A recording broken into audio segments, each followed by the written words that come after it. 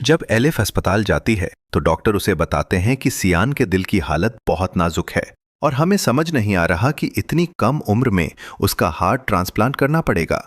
ये सुनकर एलिफ रोती हुई सियान के कमरे में जाती है, जहां चंदा उसे बताती है कि सियान इसी बीमारी की वजह से तुमसे शादी करने नहीं आ सका था। दूसरी तरफ डॉक्टर गाजी यूसुफ को अकेले में बताते हैं कि सियान के लिए सिर्फ एक ही डोनर मुमकिन है और वो कोई और नहीं बल्कि एलिफ है। ये सुनकर गाजी यूसुफ कहते हैं कि कोई बात नहीं, वो एलिफ से बात करेंगे और जितने पैसे वो मांगेगी दे देंगे। फिर वो चालाकी से सोचते हैं कि अगर एलिफ और सियान की शादी करवा दी जाए तो एलिफ खुद ही सियान को अपना दिल दे देगी। इसके बाद गाजी यूसुफ सियान के पास जाकर कहते हैं, बेटा मैं तुम्हारी शादी एलिफ से कराने के लिए तैयार हूं। सियान हैरान होकर कहता है कि आप तो पहले राजी नहीं थे।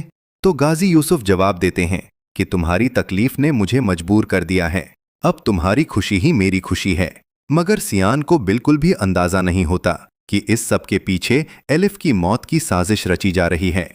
फिर गाजी यूसुफ एलिफ के पास जाकर अपने बेटे के रिश्ते की बात करते हैं। वह कहते हैं कि मैं अपने बेटे सियान के लिए तुम्हारा रिश्ता मांगने आया हूं।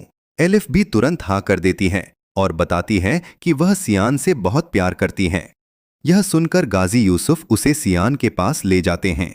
सियान जब एलिफ को देखता है तो बहुत खुश हो जाता है और उससे पूछता है, क्या तुम मुझसे शादी करोगी?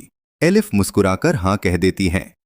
जैसे ही सियान की तबीयत थोड़ी बेहतर होती है और वह घर वापस आता है, गाजी यूसुफ निकाह की तैयारी शुरू कर देते हैं और मौलवी साहब को बुला लेते हैं।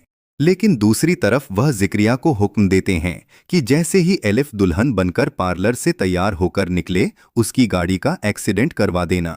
फिर जब एलिफ अपनी शादी के लिए तैयार होकर पार्लर से निकलती है तो जिक्रिया उसकी गाड़ी को एक ट्रक से टकरा देता है, जिससे एलिफ की मौके पर ही मौत हो जाती है।